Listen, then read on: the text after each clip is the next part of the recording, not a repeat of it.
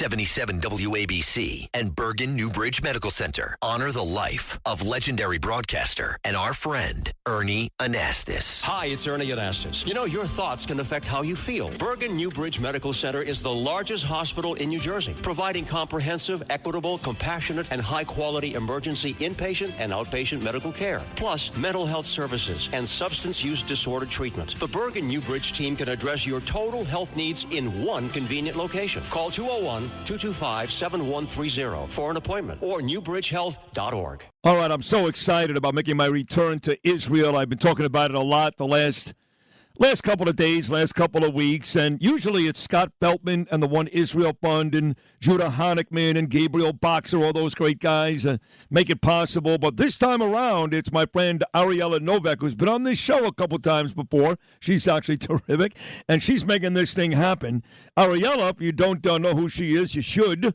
She's been doing a lot of great work in the Middle East for years. She's the co-founder of the nonprofit Bottom Line Media, and she knows everything about anti-Semitism and Middle East affairs. I mean, everything, with extensive experience covering Jewish communities worldwide. So let's start with a good morning to you, Ariella, and I'm very excited about going back to Israel, this time with you and your group. Thank you very much. My pleasure, and thank you for having me, and good morning. Good morning to you. Before we get to the actual Israel trip, I know you went to a big event on Wednesday. The Embassy of Israel was in Washington, and it did mark the 78th Independence Day, the big Independence Day for Israel, now 78 years old, and a bunch of big-time politicians were there. Gottheimer was there out of New Jersey. Moskowitz, they were there. You also had my friend Dr. Leiter, terrific ambassador. Mm-hmm. He was there as well. Mike Huckabee, the tremendous President Trump ambassador to Israel. He replaced David Friedman this time around. That was a star-studded event on Wednesday night. Tell me about that big night. It was really special sitting third row. Had an eye on everything. And, of course, Jared Moskowitz, as you mentioned, is the representative, and Gottheimer spoke so beautifully. And the main line that stood out to me and gave me real chizuk, as we say, real strength, they said, no defense, only offense. We stand tall, we stand proud, and we fight anti-Semitism. And they meant it, and you felt it. It was strong, and it was amazing. Well, it's been a brutal week. Democrats. I know. Those are two Democrats. You're right. Gottheimer, who's actually done something for my son's disability, dyspraxia. He's working on a bipartisan bill with Mike Lawler to get at the federal funding and all the exposure it needs. So I like Gottheimer. Moskowitz, too. But it's been a particularly brutal week. You know, folks were getting on me for a while. Oh, you're talking about Israel. Listen, tough, man. I mean, you saw those violent Midwood, Brooklyn riots. They weren't protests or rallies. They were riots. Swastikas all over Queens. A swastika flying high above the NYU commencement address just a couple of days ago. That's really, really disgusting. And when I look at all these different horrible things going on in this city, particularly the Jews under attack, not the Muslims, there's no such thing as Islamophobia. It doesn't exist. But anti-Semitism exists in a big way. I can't help, Ariella, but blame a lot of this on the mayor, his rhetoric, how he really feels. He can smile all he wants. He can say, I represent everybody in the city all he wants. We know that him and his wretched, vile wife, they don't like the Jewish people, and I believe it's translating to the streets of New York City.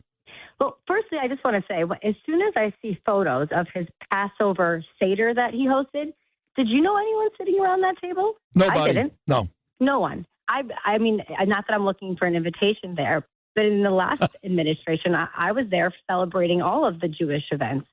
No one I know is invited, which is what it is, right? But it's fake. You can make all the statements, as you just said. You can make all the statements you want. Where is the action?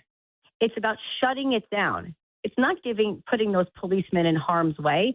There's freedom of speech, and then there's problem. Problem means people can get hurt. Problem means executing your right to speak, but hurting others.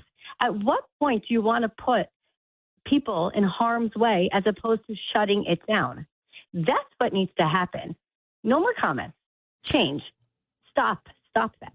Yeah, no, you're right. And I had Michael Rappaport on the show a couple of days ago. Mike and I are very, very, very close. He's got a great documentary coming out during the Tribeca Film Festival on June the 9th about how he's basically giving up He's given up a lot of his career success. He's a great actor, great comedian, because he's very outspoken about Israel and the Jewish people, and he's gotten a whole bunch of stuff canceled, including comedy shows. He's had threats on his life, and he kind of said the same thing, that he's tired of seeing all this happen time and time again in the city. Both him and Dov Hikind on my show this week said maybe it's actually time for Jewish people to reform the JDL into a more physical group where Jews can physically defend themselves, because, like you said, the mayor does a lot of talking, no action. He had a chance to allow that buffer zone in front of yeshivas. He vetoed it, what Julie Menon and the city council came up with. He also would have vetoed the synagogue bill, but the truth is they had enough votes. So you're right, Ariella. Time and time again, the mayor, all he does is talk when he's got the ability to act. Everything he does says, I don't care about the Jews. By the way, I just want to push that into the same conversation. In December, like 2 years ago, there was a conversation floating around when the mayor was speaking with Mehdi Hassan. And he said, would you arrest, Bibi Netanyahu if he comes here? And again, he said yes, because he's in violation of, and I'm not going to go through of all the things he said. But again, he is all talk. He has no right to act on something. We don't even follow the ICC. So, he's all talk. And these actions where he stands in front of the building where the richest people live, which actually employ thousands of New Yorkers, and donate, I don't remember the number, but X amount back to New York. What is he doing? Taking more debt and then taking more money from the governor's budget so he can wipe out his? What strategy is this? $8 billion. And for folks who may be dumb, that's why I'm here to educate you. You live in New York. You pay state taxes. So any bailout money that Kathy Hochul gives to Mamdani and the city, that comes back to you. So he didn't do anybody any favors. He's a liar, and he's a magician. But the smart people in this city, they've got this guy figured out. They just do. Now, this is a very big month for the Jewish people. It is, in fact, Jewish Heritage Month. Yes, a couple years ago, I did make my way to Gracie Mansion and watched Eric Adams speak one night. He was very good, but he also, I got my issues with him. I could do a whole show on that as well. But Jewish Heritage Month in New York, Ariella, what does that mean to you? Well, last year, I remember now. Where was I? Gracie Mansion. We all celebrated together. We had a wonderful time there. We had our last meal. in Gracie Mansion. And I think it was in July that it was hosted a bit late. And I remember saying, and we walked around saying, oh no, it's our last time visiting here. But we celebrated it together as New Yorkers. Proud, right? And somebody else we should recognize, Kemi Badenoch, right? The Conservative Party leader in the UK. She's telling everyone how to act, how to be. And she's saying no more nonsense. We ought to take a lesson from someone across the Atlantic, and how she's speaking and how she's standing up. Yeah, no, they're about to fix a lot of stuff there. Stormer got his butt beat a couple of weeks ago. His party took a vicious beating, the Labour Party, and looks like they are paving the way for my friend and Trump's friend, Nigel Farage, to actually be the man there in the UK. If that's going to be the case, a lot of these anti-Semitism issues and money issues and loyalty issues in the UK will go away overnight if Nigel Farage takes over in a couple of years for Stormer. One last thing. I mentioned we're going to Israel, and again, I usually go with One Israel Fund, and I do these amazing tours, Eve Harrow and Joshua in the Land and all these great people taking me all over Israel. And then I was doing my show from there for the most part the last couple of times. This is not about the show. This trip is more about the JNS.org summit. I did have Alex Treman live in studio just yesterday. That was fantastic. He's in from Jerusalem. What else can we expect to see on this next trip to the Holy Land? Perfect. Firstly, we're so excited. I'm so excited to host you. So I have a nonprofit called Bottom Line Media. And what we do is we work to bring people to Israel. And the whole goal is everyone to see it for themselves and also eat everything you see and meet the people and go to all the sites. And what does that mean?